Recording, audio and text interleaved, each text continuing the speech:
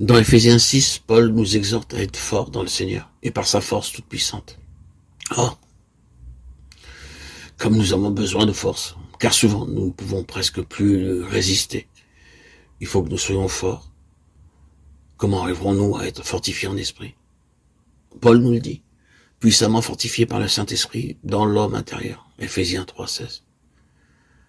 C'est le Saint-Esprit, l'Esprit qui ressuscite à Jésus d'entre les morts.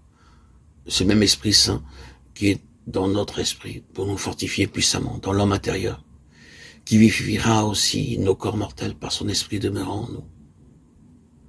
Remarquez encore comment Paul parle de l'esprit, comme d'une partie distincte de l'âme et du corps. Dieu que je sers en mon esprit, Romains 1, 9. Afin que nous servions Dieu dans un esprit nouveau, et non point selon la lettre qui a vieilli, Romains 7, 6. Il écrit encore aux Corinthiens qu'il était absent de corps, mais présent d'esprit, 1 Corinthiens 5, 3.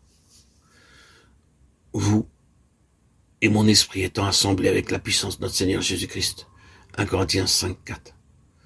Ceci nous décrit l'esprit de communion intime avec Dieu et avec les enfants de Dieu, dans l'esprit, combattre avec un même esprit, Philippiens 1, 27. Telle est l'union que Dieu demande, une union d'esprit à esprit parmi son peuple, afin qu'il soit un, se tenant ferme contre l'ennemi dans la sphère spirituelle.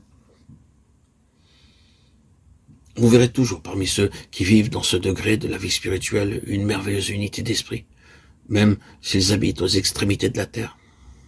Ils se rencontrent et ils se connaissent, quoiqu'ils ne se soient jamais vus auparavant.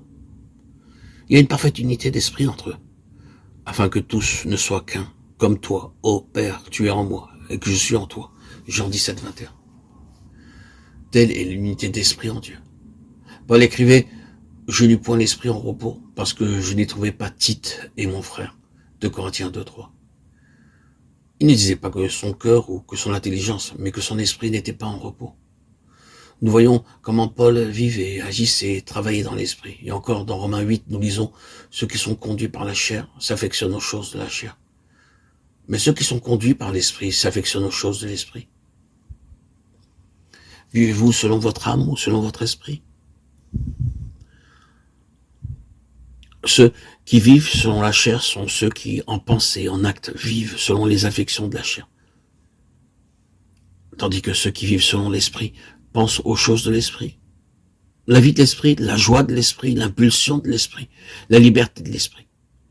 Car l'affection de la chair donne la mort, mais la pensée de l'esprit produit la vie et la paix. Les deux sphères sont clairement dépeintes dans ce verset.